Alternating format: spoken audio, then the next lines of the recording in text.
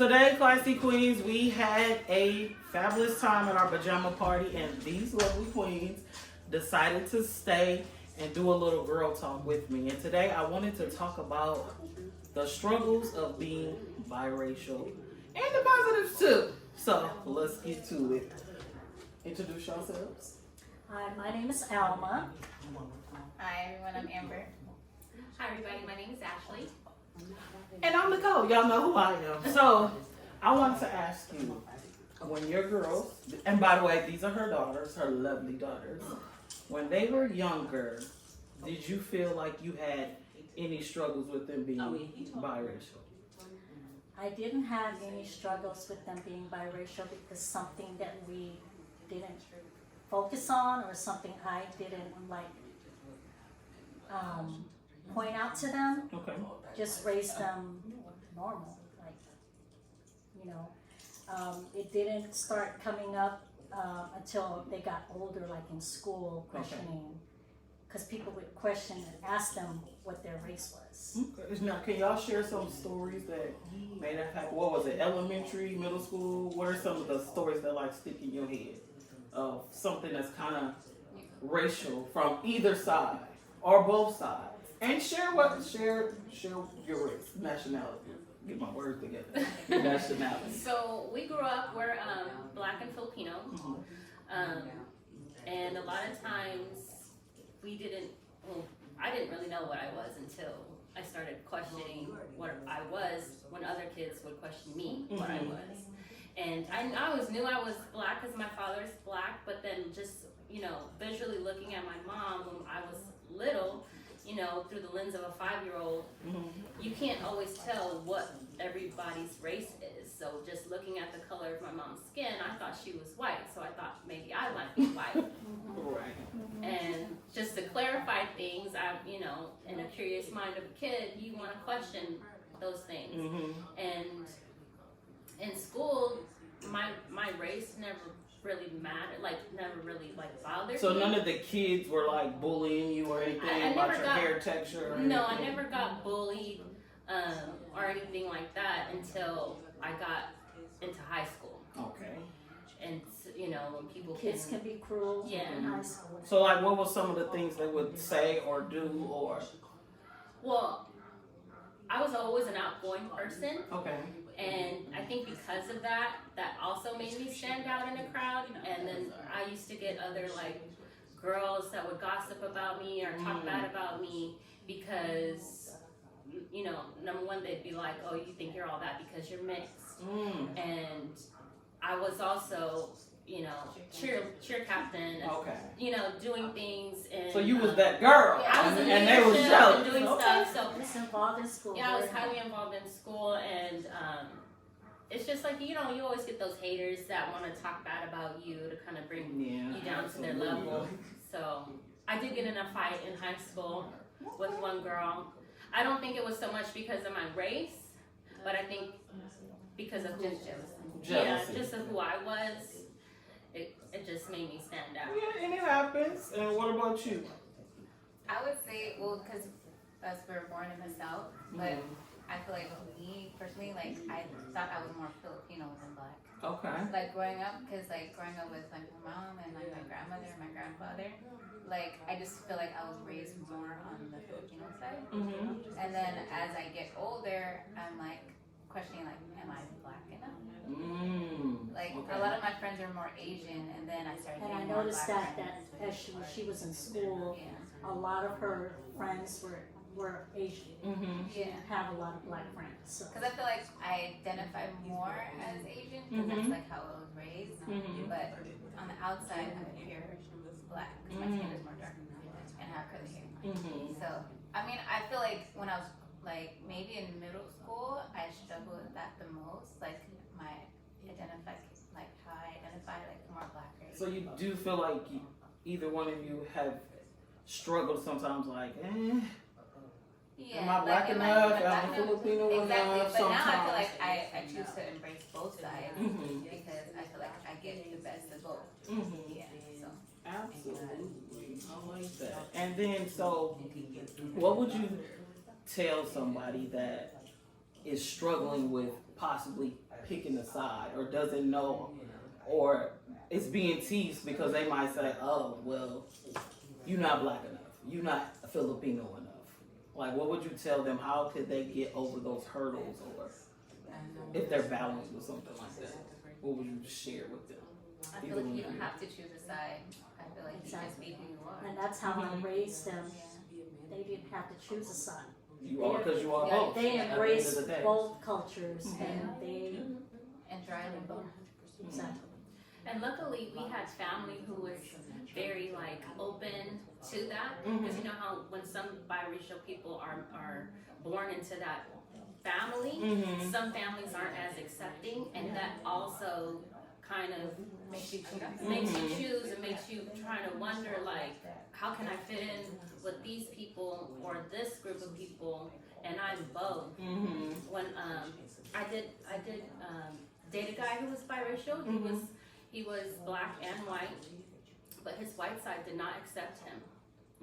And his mom was shunned from the family because she chose to have a baby with a black man. Wow. And and then when he told me that story, it kind of like, it really hurt, and I really resonated with that, but then I couldn't resonate with that because our family was always And welcoming. then race wasn't an Yeah. issue. Like, come on in, as long as you're respectful, right? Exactly. Yeah. You know. And then you would say, from your dad's side of the family, it was the same also. Yes, it was. Well, they always loved us and accepted us. They never made us feel less than or less black because we were mixed or anything. Yeah, they weren't treated any different. It's because I'm still really close with my ex's side of the family. My in-laws, they always consider me part of the family, even now, even so now. So whenever we all go visit, It's open. It's- Everybody's it's- welcome. it's all love, exactly. That's good, because most people don't have that. You know what I'm saying? They like, once we done, we done. The kids is over there. Y'all come out to the car. I'm not going in there. Yes, Right. You know? So now they have cousins that are also biracial. So my Okay. brother has biracial kids. Okay, so it's like, Yeah. it's almost normal Yeah. for your For your our family. It's Yeah. like, this is normal. Well, my mom, she was raised in the South, so Yeah. So my, she's a Southern girl. my mom, she was kind of ridiculed for being the only Asian in her school because she was the only Asian in an all-black school. Okay, well, tell us a little bit about that. Yeah, How was that for you? Well, growing up in the South, it was interesting, but and the fact that my family grew up in a all black neighborhood, but I went to an all white school, so I really didn't. I was never a prejudiced person because I never like really choose sides, but I did identify more with African American side because that's who my friends were in the neighborhood, who I grew up with. So as you can tell, like as I grew up, now I would say I tend to gravitate more towards people of color versus white, But it's not comfortable white. for you. It's comfortable for It's just me. natural relationship. Exactly.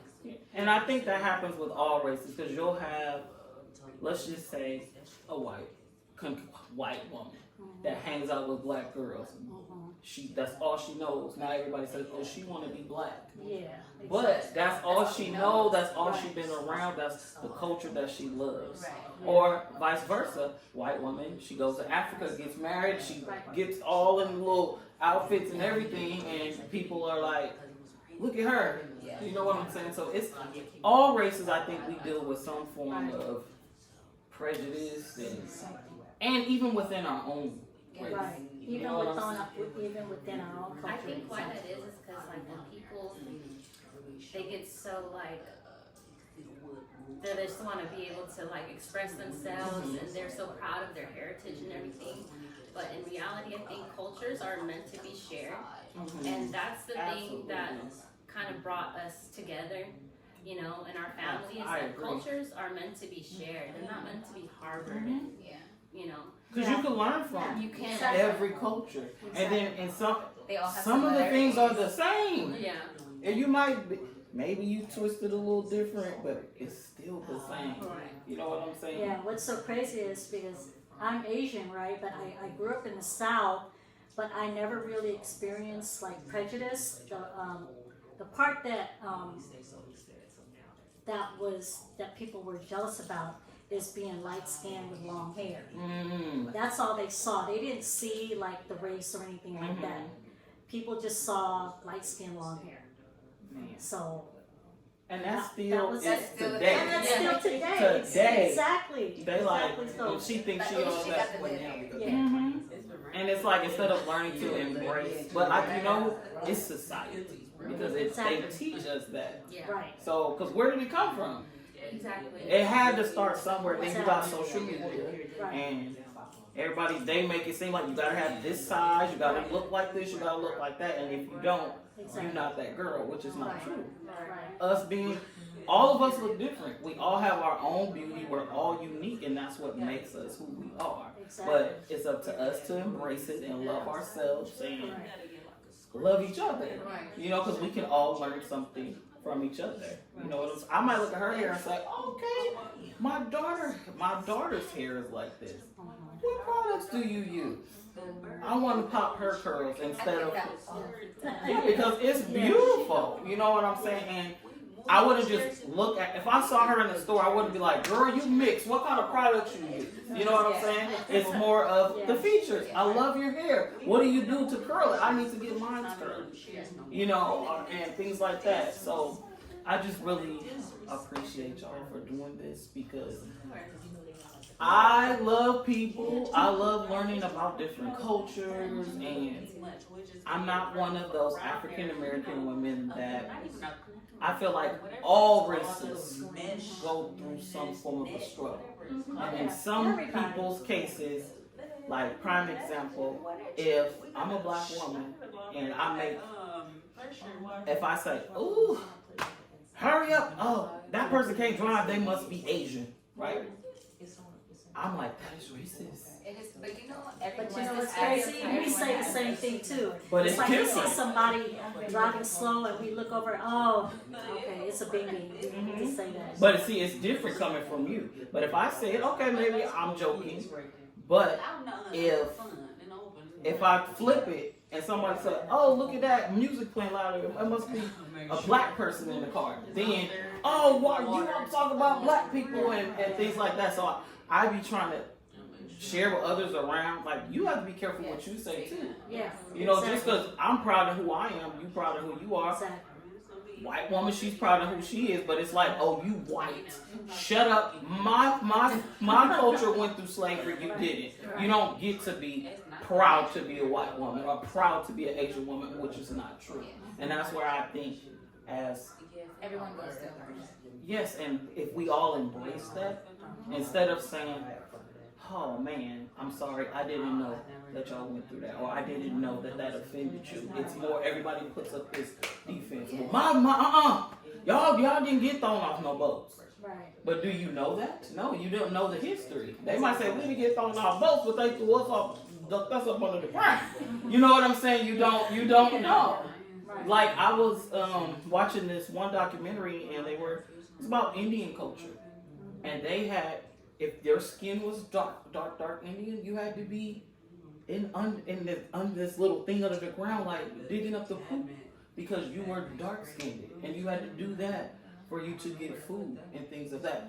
Hey, now if I'm messing up the pieces, don't fault me. I'm just trying to go off what I remember. But that is true. That's true in all cultures, because it's also in Filipino cultures like that. See, I didn't know some that. of the Filipino. It's a colonizer Really? type of mentality. Really? That all nations that were colonized, they all go through that. Really? Yeah, See, y'all because- teaching me something. I didn't know that. If a Filipino woman was dark skinned, they'll say that, oh, no one's gonna marry you because you're dark. Wow. They call them in the Philippines negritos. Yeah. Negrito. There is an island in the Philippines that's called So that means you're a darker Filipino? Yeah. Yes, and there are actually people that are from the They mountains. were indigenous They're people indigenous of the people Philippines. Mm. Way back. And then the Spaniards, of course, when they conquered the Philippines, and then they mixed. Mhm. So you'll see Filipinos, they all look different. Some will look, the Spanish heritage. They look more Latino. Some will look more Asian. Some will look like they're more African American, Some European. Yeah, because I have seen some Filipinos that look, I'm like, Yeah. and they're not mixed. Like, they're just. Like on my dad's side of the family, they're all the men were darker skinned with kinky hair. Really? So that's So they could pass as being biracial and they're not. yeah. And like my brothers, they look more like they're Mexicans. Like Really? They tan really easily, and yeah, they their just skin gets real their dark. skin is just beautiful. But like, that's what I'm saying. Like all races who were colonized by Europeans, they all go through that subjugation. If your color, the color of your skin is not a certain tone, then you're shunned. Oh, You're man. like It's some everywhere. for women. It's everywhere. It's like you're not gonna get married. No one's gonna want to marry you because of your skin tone. That's man, that's Yeah. low. It's hard. But it's in a lot of cultures because you'll It see is even in a in the lot of African cultures. cultures, Yeah. they're like bleach your skin. If you're dark, you need to bleach your skin, Yeah, but they and said they're it's taking also- up makeup, Yeah. and it's like, oh God, look what everybody has to go through. But we don't take time to understand and embrace the culture. We just know what we know. We stick with it, and we're like, and Yeah, It so sucks, bottom you line, know? I never let my daughters choose a side. that's And I like that they embrace both cultures. Like, because my husband and I had divorced when they were younger, and they were more raised in my home with my parents and my brothers, more Filipino. Even though they could have gravitated toward that side, but they also at the same time would spend time with their dad in Louisiana. So they embraced both So cultures. you saw and both they cultures, never had different food. They never had to choose, which We was had a great. good balance growing up, so I think that's why we turned out the way that we turned out as adults. I mean, because we're still very welcoming to other cultures too, not just Black and Filipino. I have friends of all different races, but I never felt comfortable And her trying to kids, choose a side. her daughters are biracial. Yeah, your daughters. And how do you think with your daughters, do you think that they come across some of the same struggles, Well, or it's more a little easier? my youngest not so much. She's only 2, but my oldest, she just turned 18 not so long ago, and I'm not sure she ever experienced any racial profiling. Because she embraced both She cultures did the as same well. thing. We She passed has that a on mix to of her. friends. And it's more open now. Like it's not. It's like Especially in normal. school, Like you know. Yeah, in school. So she had a lot of mixture of friends. They're black, white, Asian. And as we should, like we should just go to school Right. and pick whatever friends you want. Exactly. Like it was the same for me. Like I had a big variety of friends, and sometimes because I was a little proper back then, they was like, "Oh, you're like a black white girl," Yeah, I used to get that. and I'm like, "Huh?" Yeah, we got They that. like- They got that Like, you sound white. when they go back to the south. Yeah, when they go back to the south because they don't have that country accent Yeah, they were like, slang. oh, you're from California. You You're know, from you here. guys are bougie. You're bougie. Yeah. Yeah. Like, no.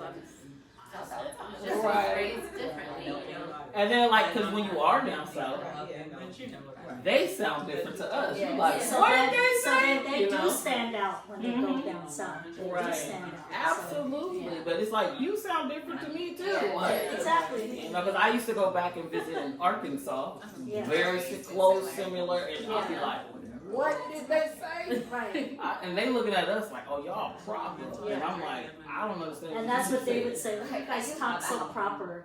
Yeah.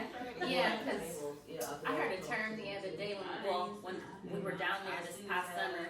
Somebody said, "Oh, I'm fixing to make groceries." It's like, what does that mean? It's like, oh, I'm going to the grocery store. That's what that means. Yeah. But it's like, you It's get just all how those we talk. different. It's Yeah. just different lingo. Like, just like from Atlanta to California. We might say hella out here. They like, oh, we don't say that. Yeah.